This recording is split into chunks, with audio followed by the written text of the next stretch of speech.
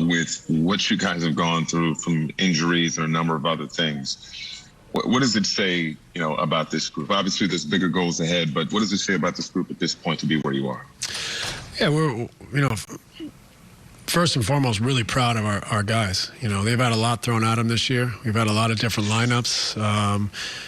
Tough schedule and a new group. We've had 3 new groups in a sense. So for them to stick together, to continue to pursue what we're asking them to pursue, big picture and, in the short term with the details, it's impressive. First half was the doldrums, especially the first quarter to a T. But second half was outstanding effort and improved physicality, and so that again, I would say we're really proud of our guys for what they've accomplished, considering everything that's been thrown at them.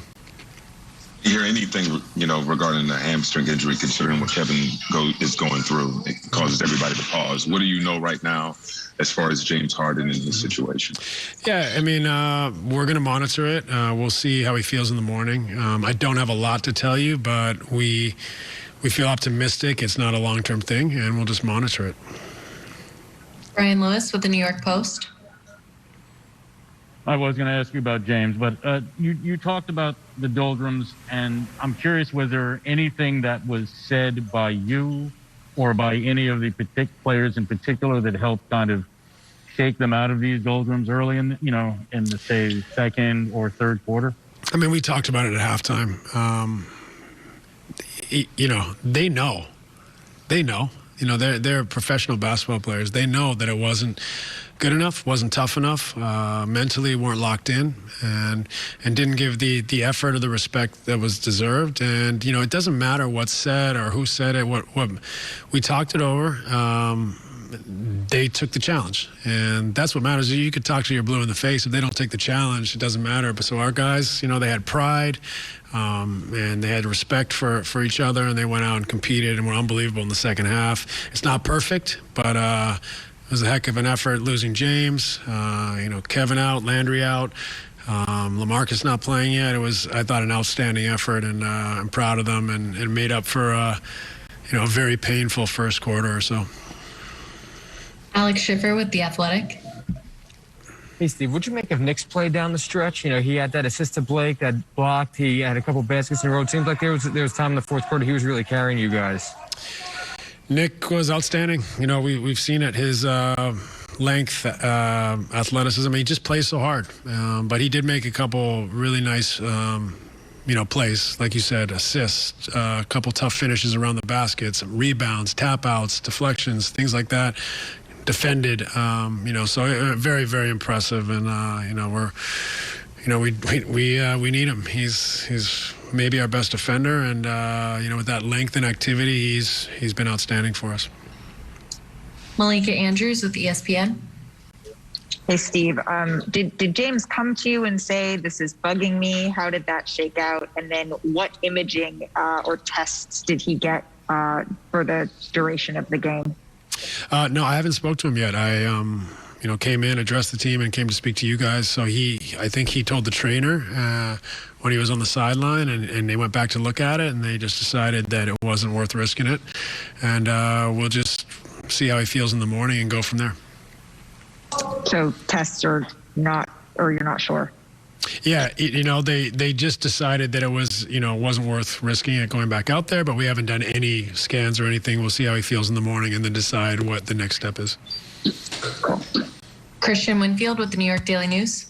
Hey, Coach, you've said, at least earlier in the season, you said, it's not about who starts games, it's about who finishes them. And you've had Nick in crunch time quite a bit since he's been back.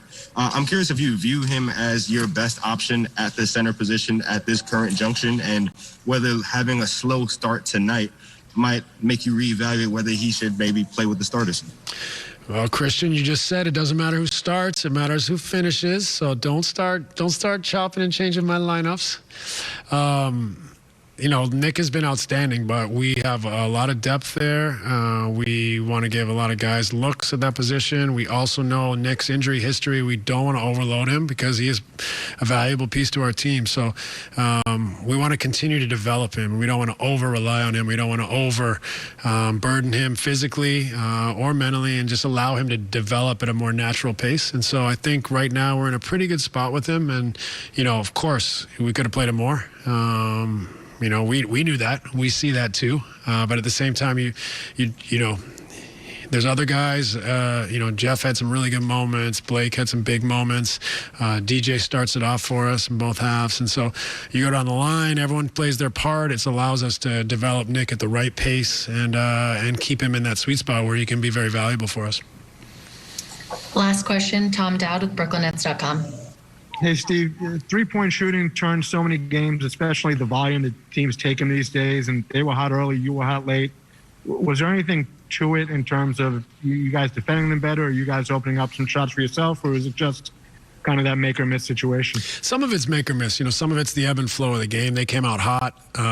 We came out cold, and obviously it reversed a little bit by the end. But, a part of that is that we turned the dial up. We gave them too many mental errors in the first half, too many lackadaisical efforts, late closeouts, misreads, and so they're able to get in rhythm. And then it was one of those nights where everything's going in, so the basket gets bigger, and they continue on that. And so, and conversely for us, we weren't making anything, but the harder we play, the tougher we got. Then our ball started going in as well. So, there's a lesson in there for us, but at the same time, I thought overall.